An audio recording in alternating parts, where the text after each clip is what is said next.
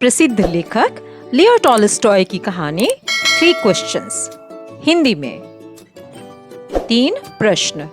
ये कहानी एक राजा के मन में उठे 3 प्रश्नों या सवालों के इर्द गिर्द घूमती है।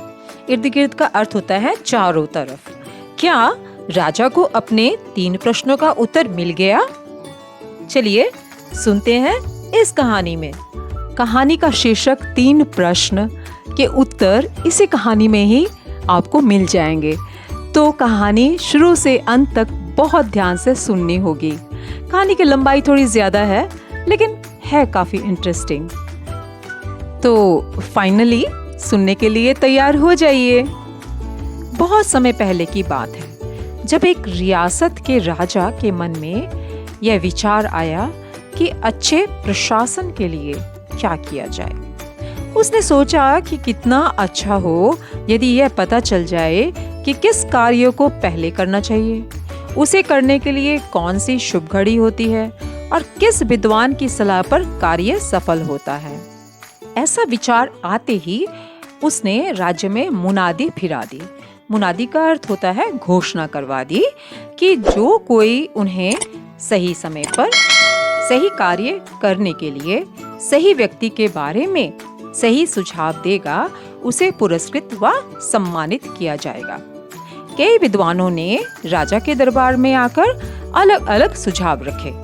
कोई कहता कि सही समय के लिए पहले से ही निर्धारित कार्यक्रमानुसार कार्य करना उचित हो।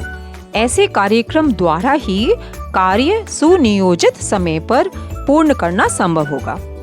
कोई और कहता कि कार्यक्रम बनाने से समय को नियंत्रित नहीं किया जा सकता, समय को बेकार गंवाना नहीं चाहिए और जिस समय जो कार्य अधिक मुख्य लगे उसे पहले करना चाहिए।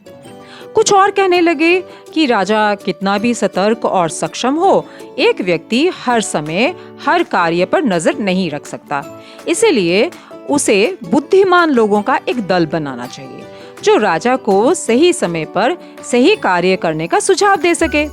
कुछ पंडितों का सुझाव था कि मंत्रियों का एक दल बनाया जाए, तो कुछ और ने कहा कि भविष्य में क्या होगा इसकी जानकारी तो किसी भविष्यवक्ता को ही होगी, इसलिए भविष्यवाणी करने वालों की सहायता से ही राजा को सही समय की जानकारी मिल सकती है। इसी प्रकार दूसरे प्रश्न पर भी कुछ ने मंत्रियों की नियुक्ति का सुझाव दिया, तो कुछ ने पंडितों या चिकित्सकों या सैनिकों की सहायता लेने का प्रस्ताव रखा। मुख्य काम कौन सा है, इस प्रश्न पर किसी ने कहा कि विज्ञान मुख्य है, तो किसी ने युद्ध और कुछ अन्य ने भक्ति को प्राथमिकता दी। सभी के अलग अलग उत्तर मिले, परंतु राजा को कोई सुझाव नहीं भाया और उसने किसी को भी पुरस्कृत नहीं किया। उसके मन में उत्तर खोजने की जिज्ञासा तीव्र होने लगी। उसे पता चला कि एक ज्ञानी ऋषि जंगल के एक आश्रम में वास करते हैं। उसने तय किया कि वह उनसे इन प्रश्नों का उत्तर मांगेगा। उसे पता था कि यह ऋषि ना किसी से मिलते हैं और ना ही आश्रम छोड़कर बाहर कहीं निकलते हैं, इसलिए उसने तय किया कि वह जंगल के उस आश्रम में एक साधारण व्यक्ति की तरह ही साधारण वेशभूषा में राजा जंगल की ओर निकल पड़ा। जैसे ही वह आश्रम के करीब पहुंचा, उसने अपने सैनिक दल को वहीं रुकने को कहा और वह अकेला आश्रम की ओर चल पड़ा। आश्रम पहुंचकर राजा ने देखा कि एक वृद्ध आंगन में खुदाई कर रहा है। राजा ने उसे प्रणाम किया। उस वृद्ध ने प्रणाम का उत्तर दिया और अपने काम में जुटा रहा। राजा पास जाकर नम्रतापूर्वक बोला, हे ऋषिवर, मैं आपके पास 3 प्रश्नों का उत्तर मांगने आया हूँ। मैं कैसे जानूं कि सही कार्य करने के लिए सही समय कौन सा होगा और उस कार्य की सफलता के लिए कैसे कार्य करता हूँ? ऋषि ने कुछ उत्तर नहीं दिया और अपने काम में ही लगा रहा। राजा ने कुछ देर बाद कहा, आप थक गए होंगे, लाइए कुदाल मुझे दीजिए, मैं आपकी मदद कर दूं। आप थोड़ी देर विश्राम कर लीजिए। ऋषि की सांस फूल रही थी। उसने राजा को कुदाल दे दी। कुछ देर खुदाई करने के बाद राजा ने अपने प्रश्न फिर दोहराए।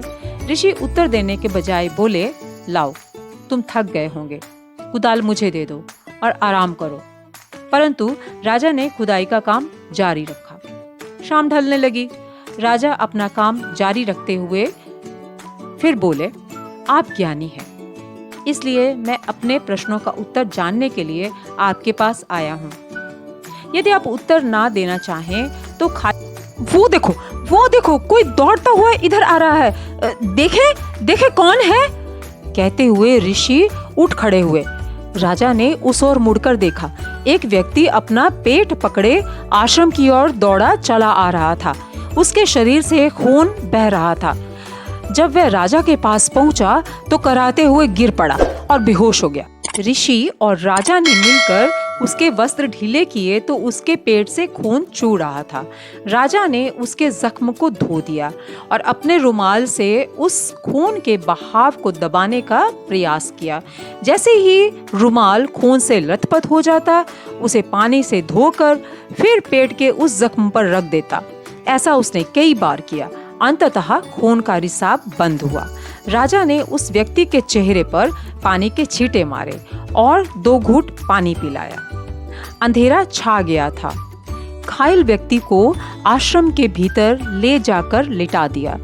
राजा भी बहुत थक गया था। एक तो लंबा सफर और फिर आश्रम में किया गया परिश्रम। उसे भी नींद आ गई और वह भी वहीं सो गया। सुबह नींद खुली तो उसे कल का सारा घटनाक्रम याद आया। उसने आंख खोलकर देखा तो वह घायल व्यक्ति उसकी ओर देख रहा था।